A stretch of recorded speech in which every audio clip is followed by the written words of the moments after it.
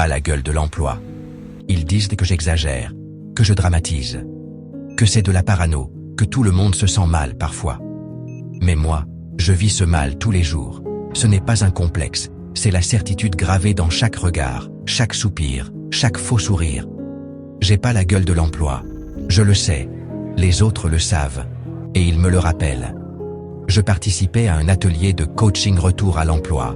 Le genre de truc censé te motiver, te rebooster. Il y avait cette fille sympa, pas une bimbo, pas une RH, juste une nana normale. Elle bossait comme moi pour retrouver un taf, et on échangeait. Je lui dis calmement, presque mécaniquement, que je sais que je dégoûte les recruteuses RH dès que je passe la porte. Elle me regarde, mi-souriante, mi-gênée. Tu dis n'importe quoi, c'est dans ta tête, faut avoir confiance. Alors, je me tais, comme d'habitude, et on descend fumer une clope pendant la pause. On est au 8e étage. On prend l'ascenseur. Arrêt au 5e. Une RH de chez les banquiers interbancaires monte. L'archétype. Gravure de mode. Vide à l'intérieur. Formé à LinkedIn. Né sur Instagram. Élevé au bullshit. La porte s'ouvre. Son visage se décompose. Même moi qui capte pas toujours les signaux sociaux, j'ai vu. Un mélange de stupeur, de dégoût et de jugement glacial. Elle m'a vu. Elle m'a jugé. Elle s'est crue dans une pub parfum et elle est tombée sur moi. Le clodo, de service. Un regard, une seule seconde, et tout est dit. Même pas un mot. Pas besoin. Son expression a suffi à me remettre à ma place dans la pyramide sociale. La cave. Mais j'étais pas seul cette fois. Ma collègue était là. Elle a vu. Elle a tout vu. En bas, elle était livide. Elle avait du mal à sortir sa clope. Je la regarde et je lui dis calmement. Tu vois, ça, c'est mon quotidien. Elle dit rien. Mais elle encaisse. Et là, j'ai vu dans ses yeux qu'elle avait compris. Que je n'étais pas un mec amer. Que j'étais un mec lucide.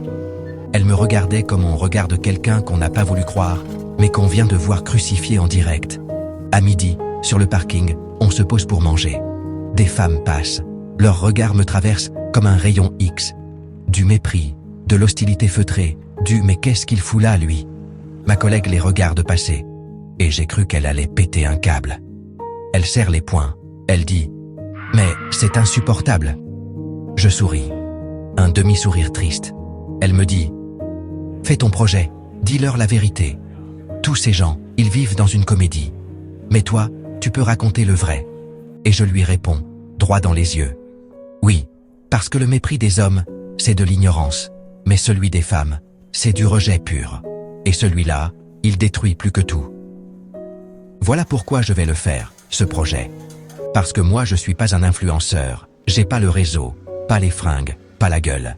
Mais j'ai la mémoire du rejet, la colère du silence, et la certitude que je suis pas seul. Tu veux qu'on te parle de soft skills, de culture d'entreprise, d'inclusion? Moi je vais te parler de la salle d'attente du RSA, de la clope qui tremble dans les doigts après un entretien, du silence gêné d'une collègue qui découvre l'enfer à visage humain. Pas la gueule de l'emploi, mais assez de lucidité pour comprendre comment tourne ce monde de faux semblants. Et tu sais quoi? C'est peut-être ça, le vrai job de demain.